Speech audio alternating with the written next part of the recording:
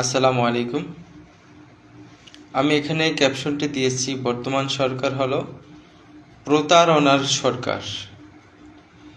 আমাদের বর্তমান বাংলাদেশের যিনি প্রধানমন্ত্রী আছেন, তিনি হলেন একজন প্রতারক, একজন মিথ্যাবাদী, ফিল্মের একজন অভিনয়ের মতো অভিনেতা।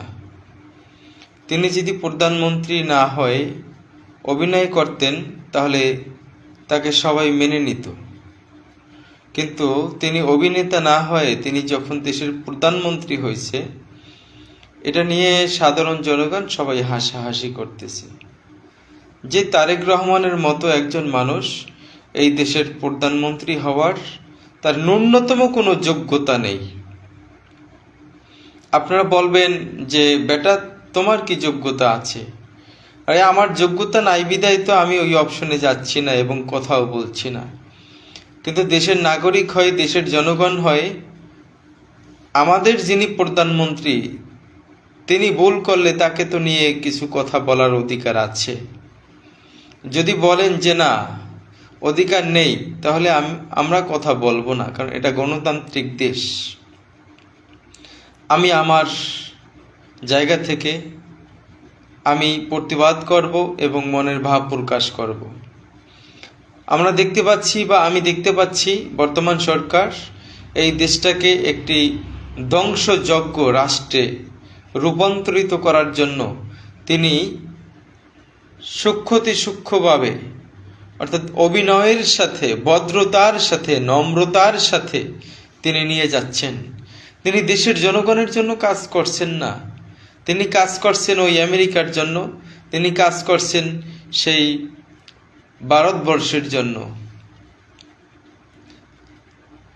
তিনি যে দুর্নীতি করে হাও ভবনের মালিক হয়ে, তিনি যে দুর্নীতি দমন কমিশন থেকে ধরা পড়েছে এবং তত্ত্বাবধায়ক সরকারের আমলে তিনি সর্বোচ্চ শাস্তি পেয়েছেন, এমনকি তার মেরুদণ্ড পর্যন্ত ভেঙে দেওয়া হয়েছিল।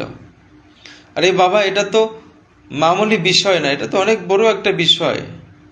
এক কথায় তিনি সন্ত্রাস ছিল, তার মা প্রধানমন্ত্রী ছিল, তিনি সন্ত্রাসী করেছে ক্ষমতা বলে। এক কথায় তিনি জাউরামি করেছে, বদমাশি করেছে। একটা প্রধানমন্ত্রীর ছেলের চিন্তা, চেতনা, আশা, আকাঙ্ক্ষা থাকা ছিল যে আমার মা এই দেশের প্রধানমন্ত্রী, তা আমি এই দেশের জনগণের জন্য কিছু করব, দেশের উন্নয়ন নিয়ে আমি কাজ করব। সেটা না করে তিনি লুটতরাজ করেছেন। তার ফল তত্ত্বাবধায়ক সরকার দিয়েছে। তিনি 17 বছর দেশে আসতে পারেননি। তার পাচাটা কুত্তাগুলো, তার পাচাটা গোলামরা কিচ্ছু করতে পারেনি। ইঁদুরের অদে ডুইক্কা বৈশার ছিল, ধান খেতে ঘুমাইছে, ইক্ষু খেতে ঘুমাইছে, পাট খেতে ঘুমাইছে। দেশ গ্রামে কেউ যাইতে পারে নাই, আমরাও যাইতে পারি নাই, কিন্তু আমরা মাঠ ছাড়িনি। আমরা মাঠে কথা বলেছি, আন্দোলন করেছি, সংগ্রাম করেছি। এই বিএনপির পাচাটা কুত্তাগুলো আজকে আমরা যখন এই সরকারের সমালোচনা করি, আলোচনা করি, ভুলগুলো সংশোধন করিয়ে দেওয়ার চেষ্টা করি, এই তারেক রহমানের কুত্তাগুলো, এই তারেক রহমানের পাচাটা গোলামগুলো ঠিক আওয়ামী স্বৈরাচারের মতো, ঠিক ছাত্রলীগের মতো, যুবলীগের মতো কুলাঙ্গার হয়ে গেছে। আমি এক কথায় বলি, তারেক রহমান কুলাঙ্গার, তারেক রহমানের পাচাটা কুত্তাগুলো কুলাঙ্গার। তার মা যখন এদেশে প্রধানমন্ত্রী ছিল, তিনি অপরাধকে দমন করেছেন, তিনি সন্ত্রাসকে দমন করেছেন। আওয়ামী লীগ সরকার 17 বছর দেশ শাসন করেছে, শোষণ করেছে, নির্যাতন করেছে, অত্যাচার করেছে, তখন কেউ প্রতিবাদ করতে পারেনি।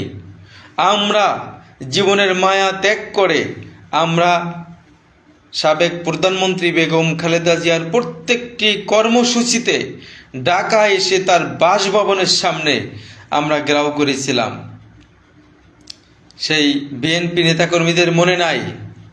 আমরা 75 জনের মিছিল নিয়ে সেই খালেদা জিয়ার বাসভবনের সামনে মিছিল করতে করতে যখন আসি, তখন খালেদা জিয়া সহ্য করতে না পেরে তিনি বালুর ট্রাক পেরিয়ে আমাদের মিছিলে এসে সামিল হওয়ার চেষ্টা করেছিল। তিনি পারেনি, তিনি ব্যর্থ হয়েছে। তখন তিনি লাইভে এসে বলেছেন যে এই সমস্ত পোলাপানগুলো, ছেলেপানগুলো আন্দোলনে নেমে গেছে জীবনের মায়া এবং মোহ ত্যাগ করে। কিন্তু আমার দুঃখ হয়, আমার আফসোস হয়, আমার দেশে এত নেতা কর্মী, হাজার হাজার লক্ষ লক্ষ নেতা কর্মী কেউ মাঠে নামতেছে না। আজকে বড় বড় কথা বলছেন, আজকে হুমকি দিচ্ছেন। আরে ভাই, আওয়ামী লীগ 17 বছর ক্ষমতায় ছিল, আপনার 3 বছর ক্ষমতায় থাকতে পারবেন না। তারেক রহমান পাছা ভেঙে দেওয়া হবে, মেরুদণ্ড একবার ভেঙে দেওয়া হয়েছে না, আবার পাছা ভেঙে দেওয়া হইব। খুব দ্রুত প্রস্তুতি নেন, কোথায় যাইবেন, কি করবেন। আপনি এত সুন্দর অভিনয় করতে পারেন, মানুষকে দেখাচ্ছেন আপনি ভদ্র, আপনি নম্র, আপনি সুশীল, আপনি ত্যাগ এবং স্যাক্রিফাইস করে এই দেশকে সামনের দিকে এগিয়ে নিয়ে যাচ্ছেন। আমরা তো সম্পূর্ণ উল্টা দেখছি। আরে ভাই, 3 মাস যাইতে না যাইতে এই স্বরাষ্ট্রমন্ত্রী কুত্তার বাচ্চাকে আজকে বুয়া বুয়া স্লোগান দিচ্ছে। কিছু মনে করেন না, খুব বাজে ভাষায় গালিটা দিলাম, খুব কষ্ট আছে মনে, খুব কষ্ট আছে। আপনি কিসের দেশ পরিবর্তন করবেন? কি যোগ্যতা আছে আপনার? আরে ভাই, আপনি তো অতীতে অপরাধ করতে করতে করতে করতে হাওয়া ভবনের মালিক হয়েছেন। তত্ত্বাবধায়ক সরকার আপনার মেরুদণ্ড ভেঙে দিয়েছে, 17 বছর আপনি দেশে আসতে পারেন নাই। আপনি আবার বড় বড় কথা বলেন, আপনার নেতাকর্মীরা বড় বড় কথা বলে। আরে ভাই, যখন ধরবো এই দেশের মানুষ, আওয়ামী লীগ তো পালাইয়ে যাইতে সুযোগ পাইছে। বিএনপি, ফেসিবাদ, নব্য জালিম, বন্ডপীর 17 বছর লন্ডন থেকে দেশে এসেছেন পীর সেজে, জাইঙ্গা খইলা এই দেশের বাইরে আবার পাঠাই দিব। এই দেশে থাকার অধিকার আপনাদের নাই। কাজেই দালালি কইরেন না, দেশের মানুষের জন্য কাজ করেন, দেশের মানুষের অধিকার নিয়ে কাজ করেন। আপনার মতো মানুষকে এই দেশের মানুষ স্যালুট দিবে। আপনি এমন কি করতেছেন যে আপনাকে স্যালুট দিবে? ভাই, দুঃখের কথা বইলেন না, কষ্টের কথা বইলেন না। সময় আছে, দেশ, দেশের মাটি এবং দেশের জনগণকে রক্ষা করুন। আপনারা 100 বছর ক্ষমতায় থাকেন, দেশের জনগণ নামাইব না। মানুষ চায় 3 মুঠো ভাত, নারীরা চায় তাদের ইজ্জত, ছেলেরা চায় তাদের চাকরি, দেশের জনগণ চায় তাদের মৌলিক অধিকার। এইগুলি দিয়ে দেন, বেকার সমস্যা সমাধান করেন, দর্শন বন্ধ করেন, চাঁদাবাজি বন্ধ করেন। এত অভিনয় করেন না, এত ভালো মানুষ সাইজেন না। আরে কোন বাল ফালাইছেন আপনি মিয়া? আপনি তো 24 ঘন্টার মধ্যে পুলিশ ডিপার্টমেন্টের যত সন্ত্রাস, এই সন্ত্রাসকে নির্মূল করে আপনি তো একটা ইমেজ, একটা ক্লিন ইমেজ তৈরি করতে পারেন। সারা বাংলাদেশে আপনার লক্ষ লক্ষ তরুণ নেতাকর্মী রয়েছে, জাউরা নেতাকর্মী রয়েছে, পাঁচাটা কুত্তা নেতাকর্মী রয়েছে। আপনি পারছেন একটা পরিবর্তন করতে? আপনি কোন বাল ফালাইবেন? দেশের মানুষ ভালো করে বুঝে নিছে যে একটা দলকে সুন্দর এবং আলোকিত করতে পারে না, একটা প্রশাসনকে ঠিক করতে পারে না, সে দেশকে কিভাবে ঠিক করব? এইসব বন্ডামি বাদ দেন। আপনার সমস্ত পাঁচাটা কুত্তাগুলোকে আপনার যারা বিরোধিতা করে তাদের পিছনে লাগিয়ে দিয়েছেন এনসিপির বিরুদ্ধে, লাগিয়ে দিয়েছেন জামাতের বিরুদ্ধে, লাগিয়ে দিয়েছেন অন্য অন্য যারা স্বতন্ত্রভাবে আজকে এই নব্য ফ্যাসিস্ট সরকারের বিরুদ্ধে যারা সমালোচনা করে তাদের বিরুদ্ধে লাগিয়ে দিয়েছেন। আরে আমি এই কথাগুলো বলছি কোনো ভয় নিয়ে কথা বলছি না। এই কথাগুলোর পিছনে যদি মানুষের মতো মানুষ হন, যদি জিয়াউর রহমানের সন্তান হয়ে থাকেন, বেগম খালেদা জিয়ার সন্তান হয়ে থাকেন, আর বিএনপির পাচারা কুত্তাগুলোকে বলবো, তোরা যদি মানুষ হয়ে থাকিস তাহলে আমার এই কথাগুলোর প্রত্যেকটা কথার অর্থ খুঁজে বের কর।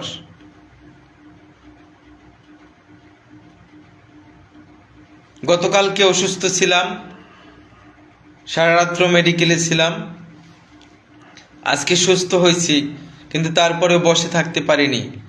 আমার মেসেঞ্জারে অসংখ্য বিএনপির কুকুর, পাচারা কুত্তা মেসেজ দিচ্ছে, আমাকে হুমকি দিচ্ছে, আমাকে মেরে ফেলবে, আমাকে দেখিয়ে দিবে। আরে ভাই, তোমরা কি দেখাইবা তা ভালো করে বোঝা হয়ে গেছে। 17 বছর আওয়ামী লীগের একটা কর্মীর বাল ছেড়তে পারো নাই তোমরা। মুখের ভাষা খারাপ করতেছি, কেউ কিছু মনে করেন না, কারণ করার কিচ্ছু নেই, উপায় নেই। আওয়ামী লীগের আমলে ব্যবসা হারিয়েছি, বাণিজ্য হারিয়েছি, চাকরি হারিয়েছি, বিশ্ববিদ্যালয়ে পড়াশোনায় গ্যাপ দিয়েছি। অনেক বড় আশা ছিল, আমার সাথে অনেক সহযোদ্ধা আমার সামনে গুলিবিদ্ধ হয়ে গেছে, মারা গেছে, তাদের লাশটা পর্যন্ত নিয়ে যেতে পারিনি। কম কষ্টে এই কথাগুলো বলছি না।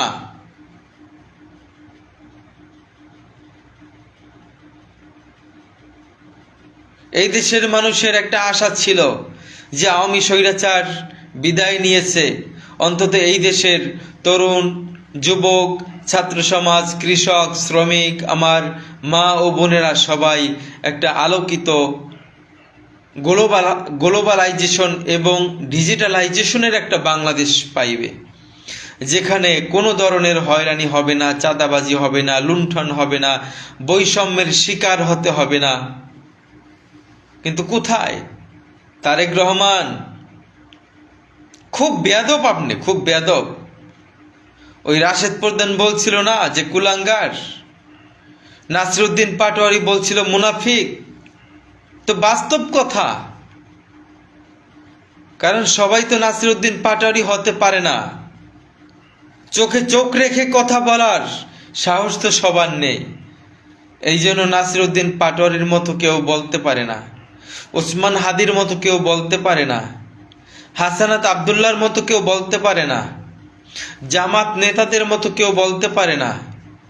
কাজী তারা বলেছে, তাদের জীবনের কোনো মায়া নেই, কারণ তারা মায়া ছেড়ে দিয়ে দেশ, জাতি, মাটি ও মানুষকে রক্ষার জন্য অতন্ত্র প্রহরী হিসেবে আল্লাহর দায়িত্ব তারা পালন করতেছে।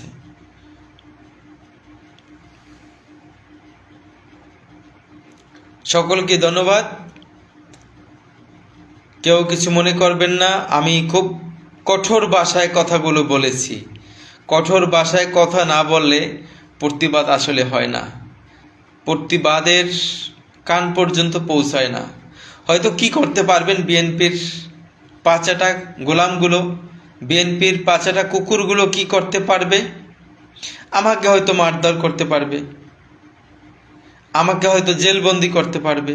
আরে ভাই, কিচ্ছু হবে না, তাতে কিচ্ছু হবে না, কিচ্ছু আসে যায় না।